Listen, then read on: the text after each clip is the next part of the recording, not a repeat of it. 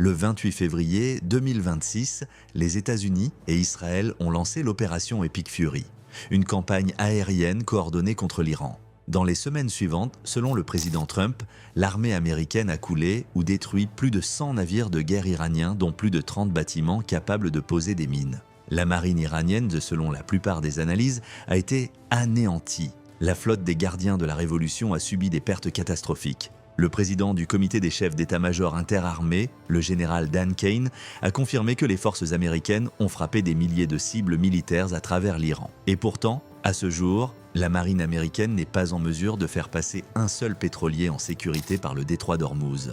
Avant la guerre, une moyenne de 138 navires commerciaux transitaient par ce détroit toutes les 24 heures. Durant la deuxième semaine de mars, ce nombre est tombé à un seul chiffre. Certains jours, il n'y en avait qu'un seul. La marine la plus puissante de la Terre a détruit une flotte entière et la voie navigable est toujours fermée. Voici cette histoire. Le détroit d'Ormuz mesure 21 miles de large en son point le plus étroit. Le chenal navigable est encore plus réduit. Environ 6 miles de large, divisé en deux voies de circulation de 2 miles, chacune avec un séparateur de 2 miles entre elles. Chaque pétrolier entrant ou sortant du golfe Persique doit emprunter ce couloir. Avant le 28 février, environ 21 millions de barils de pétrole transitaient par cette voie navigable chaque jour. Cela représente environ 20% de la consommation mondiale totale de pétrole. L'Agence américaine d'information sur l'énergie estime qu'environ un cinquième de tout le commerce pétrolier mondial dépend de ce seul point d'étranglement. La côte nord appartient à l'Iran. Des centaines de miles de littoral iranien bordant le détroit, parsemés de batteries de missiles, d'installations radars et de points de lancement pour des vedettes rapides d'attaque et des drones. La côte sud appartient à Oman et aux Émirats arabes unis. Il n'existe aucune route alternative. Les seuls oléoducs de contournement, l'oléoduc Est-Ouest de l'Arabie Saoudite vers le port de Yanbu sur la mer Rouge et l'oléoduc des EAU vers Fujairah, peuvent en traiter peut-être 5 à 6 millions de barils par jour combinés. Tout cela couvre moins d'un tiers de ce qui transite normalement par Ormuz. Lorsque l'Iran a déclaré le détroit fermé le 2 mars, le marché pétrolier mondial a réagi en quelques heures. Le brut Brent est passé de 71 $, le baril à 77 en 2 jours. À la mi-mars, il avait dépassé les 100 $. À un moment, il a frôlé les 120 $. Les prix de l'essence en Californie ont dépassé 5 $ le gallon. L'Irak a réduit sa production de 1,5 million de barils par jour, faute d'espace de stockage. L'Agence internationale de l'énergie l'a qualifié de plus grande perturbation de l'approvisionnement pétrolier de l'histoire. Les résultats militaires de l'opération Epic Fury ont été significatifs. Au cours des 2 premières semaines, selon des responsables américains, la campagne a frappé plus de 7000 cibles à travers l'Iran. Le comité des chefs d'état-major a confirmé que la marine conventionnelle iranienne a été largement éliminée. Trump a déclaré que plus de 100 navires de guerre ont été détruits, dont la flotte de mouilleurs de mines. Le général Kane a déclaré aux journalistes le 13 mars que les États-Unis avaient réalisé ce qu'il a décrit comme des progrès significatifs contre la capacité de l'Iran à menacer la navigation. Il a confirmé que le taux de lancement de missiles balistiques de l'Iran avait chuté de ce que l'administration affirme être 90%, et les attaques de drones de 95%. Sur le papier, cela ressemble à une victoire navale décisive. La flotte de surface de l'Iran a disparu. Ses principales bases navales ont été frappées. Sa capacité à lancer de grandes salves de missiles semble dégradée. Mais le détroit est toujours fermé. Pour comprendre pourquoi, il faut comprendre ce que l'Iran possède encore et pourquoi détruire une marine ne signifie pas contrôler une voie navigable. Problème numéro 1, les missiles. La côte iranienne est pleine de lanceurs de missiles mobiles et camouflés. Les missiles de croisière anti-navires peuvent être tirés depuis des camions qui se déplacent entre les tirs, se cachent dans des tunnels et se repositionnent en quelques minutes. Le général Kane a décrit le détroit comme un environnement, selon ses propres mots, tactiquement complexe. Des officiers de la marine ont utilisé un terme plus direct en s'adressant au Wall Street Journal, ils l'ont appelé une boîte à tuer. Un missile lancé à courte portée le long de la côte iranienne laisse à un pétrolier en transit ou à un navire d'escorte presque aucun temps de réaction. Un missile de croisière anti-navire voyageant à vitesse subsonique parcourt les 6 miles de large de la voie de navigation en environ 30 secondes. Une variante supersonique le fait en moins de 10. Un destroyer peut se défendre. Un pétrolier de 300 000 tonnes ne le peut pas. Problème numéro 2, les mines. Avant la guerre, on estimait que l'Iran disposait de 6 000 à 8 000 mines navales dans son inventaire, selon USNI News citant des experts en guerre des mines. La marine iranienne régulière pouvait les déployer depuis des sous-marins et des navires de surface. Les CGRI pouvaient les déployer depuis de petits bateaux, des sous-marins nains et même des bateaux de pêche. À la mi-mars, le secrétaire d'État britannique à la Défense John Healey a déclaré qu'il y avait des signes croissants que l'Iran aurait commencé à miner le détroit. Cependant, le secrétaire au Trésor américain Scott Bessent a fait remarquer que des pétroliers battant pavillons iraniens et chinois transitent du toujours, ce qui, selon lui, suggère que le détroit n'a pas été entièrement miné. Le golfe Persique est peu profond. Dans certaines zones proches du détroit, la profondeur est inférieure à 80 pieds. Ce sont des conditions idéales pour la guerre des mines. Les mines peuvent reposer au fond et attendre. Elles n'ont pas besoin de carburant, d'opérateurs ni de liaisons satellitaires. Une fois posées, elles constituent une menace persistante qui nécessite des opérations de déminage lentes et minutieuses pour être éliminées. Et selon la professeure du MIT Kathleen Talmadge, l'Iran dispose de vastes réseaux de tunnels qui peuvent protéger et lancer de petites embarcations utilisées pour le mouillage de mines, notamment des sous-marins nains et des submersibles. La capacité de la marine américaine à faire face aux mines présente une lacune. L'année dernière, la marine a retiré du service ses 4 dragueurs de mines dédiés, qui étaient stationnés dans le golfe Persique.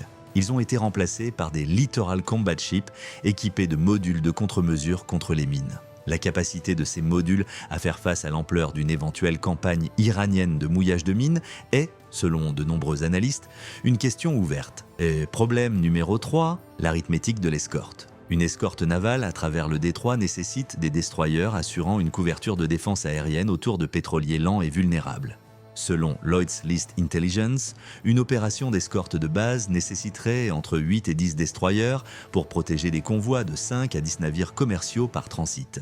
À ce rythme, selon leur analyse, les escortes pourraient rétablir le trafic à environ 10% des niveaux d'avant-guerre. La marine américaine exploite un total de 73 destroyers de classe Harley Burke. Environ 68% sont prêts au combat à tout moment, soit environ 50 destroyers dans le monde. Ils sont dispersés dans le Pacifique, l'Atlantique et la Méditerranée. En envoyer 8 à 10 dans le golfe Persique pour une mission d'escorte soutenue signifie les retirer d'ailleurs. Problème numéro 4, l'Iran choisit ses cibles. Contrairement aux mines navales qui menacent tous les navires de manière égale, les attaques de missiles et de drones de l'Iran permettent une sélection des cibles. Les navires battant pavillons iraniens et chinois ont transité par le détroit tout au long de la crise. Les navires de pays que l'Iran considère comme neutres, Inde, Pakistan, Turquie, ont reçu un droit de passage au cas par cas. Le blocus n'est pas total, il est politique. Et cela complique la réponse militaire, car une mission d'escorte générale résout un problème qui est en partie diplomatique. À la mi-mars, les États-Unis ont 9 navires de guerre à missiles guidés déployés en mer d'Arabie, selon le USNE News Fleet Tracker. 3 Littoral Combat Ships sont avancés à Bahreïn. La force combinée est concentrée sur ce que le général Kane a décrit comme 3 objectifs militaires: détruire les capacités offensives de l'Iran, dégrader sa capacité de fabrication et créer les conditions pour la reprise du trafic commercial. Le secrétaire à l'énergie Chris Wright a déclaré à CNBC le 12 mars que la marine n'est tout simplement pas, selon ses propres mots, prête à escorter des pétroliers. Il a dit que tous les actifs militaires sont d'abord concentrés sur la destruction des capacités offensives de l'Iran. Il a estimé que les escortes pourraient commencer d'ici fin mars. Le Pentagone travaille apparemment sur un plan d'escorte qui pourrait impliquer une coalition internationale. Le secrétaire au Trésor Bessent a confirmé que la planification d'une coalition faisait toujours partie de la stratégie. Les pays du G7 ont convenu le 11 mars d'explorer la coordination des escortes. Trump a publiquement appelé la Chine, la France, le Japon, la Corée du Sud et le Royaume-Uni à envoyer des navires. Jusqu'à présent, aucun pays n'a confirmé qu'il enverrait des navires de guerre. L'Australie, le Japon, l'Allemagne, l'Espagne et la Suède ont publiquement décliné. Le Royaume-Uni a proposé d'envisager l'envoi de drones chasseurs de mines. La France a déclaré que toute mission d'escorte n'aurait lieu qu'après la fin de la guerre. La situation évolue, l'Iran a laissé passer certains navires de manière sélective. L'Inde a confirmé que 2 de ses pétroliers de GPL ont traversé en toute sécurité. Le Pakistan et la Turquie ont également reçu un droit de passage. Mais le trafic commercial large reste paralysé. Environ 1000 pétroliers sont bloqués dans le golfe Persique ou à proximité, incapables de transiter. Ce n'est pas la première fois que le détroit d'Ormuz devient un champ de bataille. Pendant la guerre Iran-Irak, entre 1987 et 1988, la marine américaine a mené l'opération Ernest Will, la plus grande opération de convoi naval depuis la Seconde Guerre mondiale. Des navires de guerre américains ont escorté des pétroliers koweïtiens rebaptisés à travers le détroit, tandis que l'Iran attaquait la navigation commerciale avec des missiles et des mines. Durant cette opération, la frégate USS Samuel B. Roberts a heurté une mine iranienne et a failli couler. Le croiseur lance-missile USS Vincennes a abattu un avion civil iranien, le vol 655 d'Iran Air, tuant les 290 personnes à bord. L'opération a fonctionné, le pétrole a continué de circuler, mais le coût était élevé, les risques étaient constants, et la mission a duré plus d'1 an. La différence entre 1988 et 2026, c'est la technologie. L'arsenal de l'Iran comprend désormais des missiles balistiques anti-navires, des drones de la série Shahed pouvant être lancés depuis le cœur du pays et selon des rapports, une grande flotte de drones suicides navals. Le manuel d'escorte de convois et de changement de pavillon de la guerre des pétroliers ne se transpose peut-être pas directement à un environnement de menace qui inclut des armes que l'Iran ne possédait pas il y a 4 décennies. Il y a plusieurs analystes, cités par USNI News et CNN, ont suggéré que le rétablissement de la pleine liberté de navigation par Hormuz nécessitera probablement des semaines, voire des mois, de déminage, de défense aérienne soutenue et soit une fin du conflit, soit une dégradation significative supplémentaire de la capacité de lancement résiduelle de l'Iran. La marine américaine était la force navale la plus puissante de l'histoire. Cela n'est contesté par aucun analyste militaire sérieux. Elle peut projeter sa puissance sur n'importe quel océan de la planète. Elle peut couler n'importe quelle flotte qu'elle affronte. Elle peut lancer des frappes depuis des porte-avions positionnés à des centaines de miles de distance. Mais elle ne peut pas en ce moment faire traverser un pétrolier sur 21 miles d'eau. Et parce que le détroit d'Ormuz n'est pas un problème de haute mer, c'est un problème de géographie. Une côte pleine de lanceurs de missiles camouflés, des eaux peu profondes mais qui favorisent la guerre des mines, et un point d'étranglement si étroit que le navire de guerre le plus coûteux de l'histoire dispose du même espace de manœuvre qu'une barge de fret. L'Iran a compris quelque chose que la plupart des pays dotés de grandes marines négligent. Il n'est pas nécessaire de gagner une guerre navale pour contrôler un détroit. Il suffit de rendre son utilisation trop coûteuse. Un drone à 2 millions de dollars frappant une cargaison de pétrole à 100 millions de dollars n'a pas besoin de couler le navire. Il suffit juste de faire dire non à la compagnie d'assurance. Et quand l'assurance dit non, le pétrolier ne part pas. Bien peu importe combien de destroyers sont en attente.